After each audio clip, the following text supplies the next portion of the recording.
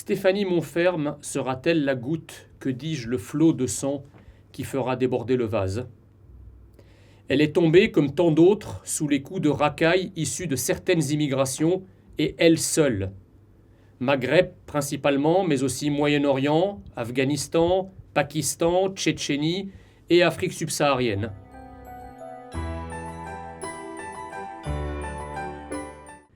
Ne nous y trompons pas, les crimes abjects commis au nom d'Allah ne sont que la pointe sanglante d'un iceberg de haine anti-française, anti-occidentale, anti-blanche et anti-chrétienne qui gangrène toute une partie de notre société.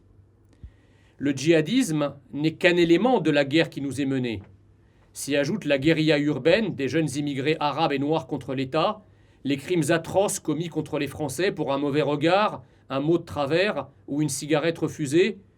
Et ne parlons même pas de ce harcèlement des femmes, blanches ou tout simplement libres, par des relous, certes autrefois gaulois, mais aujourd'hui majoritairement rebeux et renois. Face à cette réalité, il faut impérativement se garder de sombrer dans une rancœur raciste qui ne correspond pas à nos valeurs et ne résoudra en rien cette problématique existentielle qui nous assaille. Mais nous ne pouvons pas non plus nous laisser endormir plus longtemps par la fable du « tout finira par s'arranger », car on connaît la rengaine. Plus de milliards déversés sur les cités, moins d'élèves par classe dans les territoires de non-France ou d'après-France, plus de contrition sur notre passé colonial, plus de mixité sociale, traduisez ethnique, plus de flics, plus de laïcité, et tout ça finira par résoudre cette adversité profonde.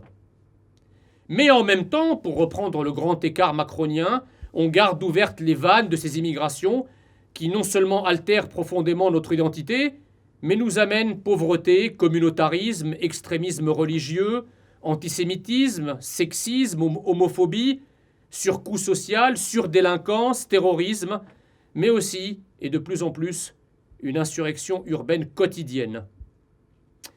Guerre larvée qu'on nous oblige à subir au motif que la France reste ouverte, humaniste, fidèle à ses traditions d'accueil, bla bla bla bla bla, quitte à en crever. Eh bien non. On va s'arrêter là, répond calmement Marianne, magnifique incarnation féminine de la nation française. Le viol de notre pays, c'est fini. Nous allons progressivement reprendre en main notre destin civilisationnel. Progressivement, oui, mais ça sera très long. Regardons en effet les choses en face, mes chers compatriotes. Le mal s'est tellement enquisté qu'il faudra une génération pour en venir à bout. Une génération, c'est une éternité, oui. Et nous avons à la fois envie et besoin d'aller plus vite. Mais certainement pas au prix de la démocratie et de l'état de droit. Car s'affranchir de l'un ou de l'autre au nom de l'exaspération et de l'urgence, c'est précisément ce qui distingue les extrémistes de gauche ou de droite, les cocos et les fachos, des républicains. Nous devons baser notre stratégie de reconquête nationale sur la préparation, la méthode, la détermination et les lois. Ce n'est pas parce que les textes actuels sont insatisfaisants que l'on doit s'en passer ou les dépasser.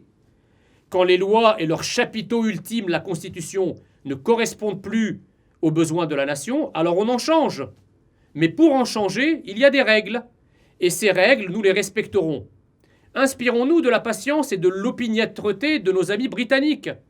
Entre le lancement du processus de Brexit, qui peut être daté du fameux discours du trône de mai 2015, prononcé par Sa Majesté et posant le principe d'un référendum, et la sortie effective de l'Union européenne, il s'est écoulé 5 ans et demi, durant lesquels, je le rappelle, tout fut fait pour empêcher la réalisation du vœu populaire. Des millions de Britanniques ont trouvé ça très long, trop long. Mais pour rien au monde, et certainement pas pour aller plus vite, ce grand peuple n'aurait piétiné les règles de leur vieille et belle démocratie. Pour mettre hors d'état de nuire les ennemis de la France, il faudra gagner 2 élections clés. Celle qui conduit une femme ou un homme à l'Élysée d'une part, et celle qui porte une majorité de près de 300 députés à l'Assemblée nationale d'autre part. Mais ce n'est pas tout. L'état de droit, ce sont aussi 5 institutions fondamentales. Le Conseil constitutionnel, le Conseil d'État, la Cour de cassation, la Cour européenne des droits de l'homme et la Cour de justice de l'Union européenne, largement aux mains d'adversaires résolus de la France. Nous vivons aujourd'hui dans une république des juges idéologisés qui se moquent comme d'une guine des aspirations du peuple. Bien entendu, il n'est pas question de les chasser comme les marchands du temple, même si l'envie nous dévore.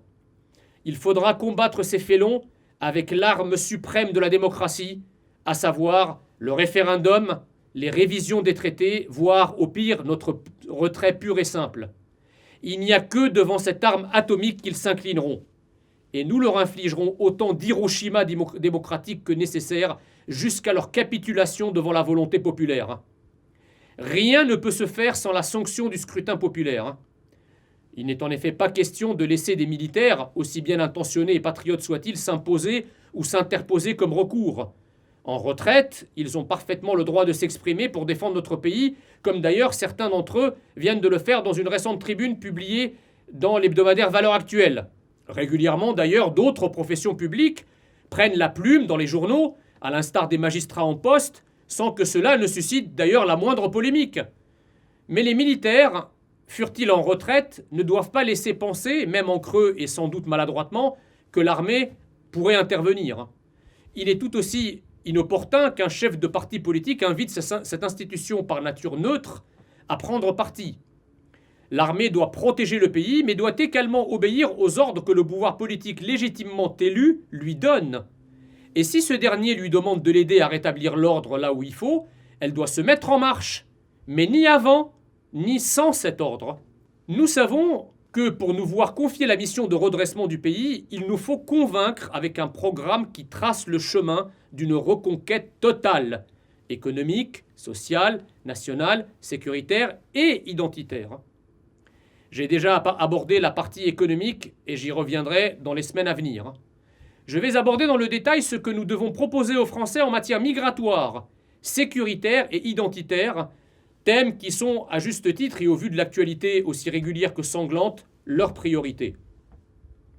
L'immigration zéro est illusoire, mais l'établissement de quotas annuels est à la fois possible et souhaitable, même si ceux-ci doivent être pour longtemps réduits à leur portion congrue.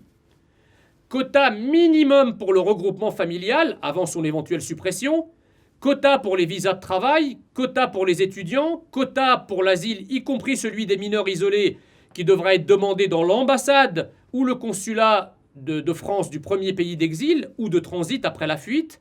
Zéro régularisation pour les clandestins. Ils doivent d'abord quitter le territoire et demander un visa depuis le pays d'origine. Pour les étrangers en situation régulière présents sur notre sol, nous devons réviser la loi de façon à pouvoir supprimer le droit au séjour en cas de délit sérieux, de chômage chronique ou de menace à l'ordre public. Les clandestins, c'est-à-dire ceux qui se sont introduits ou se maintiennent illégalement en France, doivent être pourchassés, oui, j'ose le terme, pourchassés, et internés dans les centres de rétention administratifs, non plus pour 90 jours maximum, mais jusqu'à leur expulsion, peu importe le temps que ça prend. On réglera ainsi la question de la coopération ou non-coopération des pays d'origine. Cela suppose d'augmenter massivement et rapidement la capacité de ces centres, quoi qu'il en coûte, et de préférence sur des terrains militaires abandonnés, afin de ne pas être en butte aux chicaneries des maires des communes hôtes. Mais cela suppose surtout de sortir les juges trop souvent roses ou rouges, y compris dans la justice administrative, de la gestion migratoire. La délivrance et le renouvellement des titres de séjour doit devenir un acte administratif qui relève d'un choix politique porté par le ministère de l'Intérieur en liaison avec le ministère du Travail et basé sur des critères objectifs. Les recours doivent exister car un premier niveau de décision peut se tromper ou se montrer abusif ou inéquitable. Mais ces recours doivent demeurer au sein de l'appareil d'État. Les étrangers qui ne foutent rien ou foutent le bordel, et parfois les deux, seront virés par décision administrative. Le nouveau rôle du juge devra être strictement limité à la constatation de l'existence ou du défaut de titre de séjour pour éviter les méprises et le zèle excessif de certains fonctionnaires. Rien de tout cela ne se fera sans de grandes batailles médiatiques, législatives, constitutionnelles, contre la mobilisation du camp des malsains qui manifestera partout pour défendre la colonisation et l'invasion de notre pays. Dernier point à traiter, la question de ceux qui sont de nationalité française. La réponse est largement dans la question. Quand on est français, quelle que soit la manière dont on a acquis notre nationalité et la date à laquelle on l'a acquise. Il existe naturellement la possibilité de sa déchéance, mais ne nous leurrons pas, cela restera nécessairement un procédé tout à fait exceptionnel et concernera ceux qui se sont rendus coupables d'actes particulièrement graves comme des actes de guerre contre la France, le terrorisme par exemple. Nous abrogerons le droit du sol pour lui substituer un droit de la naturalisation beaucoup plus exigeant, selon le principe désormais connu, la nationalité française s'hérite ou se mérite. Pour ceux qui sont devenus français, et malgré ce que l'on pense de la folie du droit du sol, s'appliquera la loi comme pour nous tous, et ceux que nous tracions notre francité depuis un siècle ou depuis un an. Et cette nouvelle loi sera dure pour les prédateurs de toute nature et de toutes origines. Notre contrat social, mes chers amis, est exceptionnel. Nous sommes un des pays les plus généreux du monde à l'égard de ses citoyens et nous entendons le rester. La contrepartie que je propose est la sévérité absolue à l'égard de ceux qui rompent ce pacte national. Depuis le moment où ta maman te porte dans son ventre jusqu'à ton dernier souffle, la société est à tes côtés. Elle t'éduque gratuitement, t'aide à te loger, te paye à ne rien faire quand tu ne peux pas ou tu ne veux pas travailler, te soigne gratuitement ou presque, t'offre 1000 occasions de te cultiver, te distraire ou faire du sport à un prix dérisoire, comme dans les maisons de la culture, les clubs subventionnés, etc., t'offre des transports en commun à une fraction de son coût réel, et j'en passe de tous les dispositifs qui existent. Ce que l'on exige de toi, c'est que tu respectes la collectivité qui t'accueille. Et si tu ne le fais pas, tu vas le payer, et le payer d'autant plus cher que ce que tu as commis est grave. Il reste la question de l'islam. Que devons-nous faire de cette religion qui est la seule qui engendre menaces et attaques insupportables? L'islam restera en France, il ne s'en ira pas. Il n'y a pas à lutter contre l'islam en tant que foi, car sur le plan terrestre, cette foi en vaut bien une autre. Mais il faut lutter contre tout ce qu'elle contient de contraire et d'adverse à notre idéal républicain. Et cela ne manque pas. Cette religion doit être sous surveillance et il faudra prendre des mesures supplémentaires pour lui montrer que notre civilisation prévaudra sur sa part d'obscurantisme. Nous la soumettrons aussi par les symboles, et le premier d'entre eux est celui du voile islamique, qui ne devra plus avoir droit de cité dans aucun bâtiment sur lequel flotte le drapeau tricolore. Plus d'étendards féminins de l'islamo-fascisme dans nos écoles, dans nos universités, dans nos mairies, dans nos préfectures, dans nos hôpitaux publics, dans nos assemblées nationales, locales et autres. Pour émerger, la République a dû mater le catholicisme, alors religion de la majorité et pilier de notre civilisation. Alors nous saurons faire plier la religion de Mahomet, qui n'est ni majoritaire ni historique dans notre pays. Encore faut-il que nous ayons le courage de préparer un combat long et éprouvant, combat auquel se joindront nombre de Français musulmans qui ont choisi d'être et de vivre français. Aujourd'hui, la France est menacée. Nous tendons la main à tous les Français, quelle que soit leur origine, quelle que soit leur religion, quelle que soit leur couleur de peau, qui veulent rester et vivre français en France, à nous rejoindre pour ce grand combat civilisationnel, pour ce grand combat national qui se résume en un mot, pour que vive la France. Merci pour votre attention.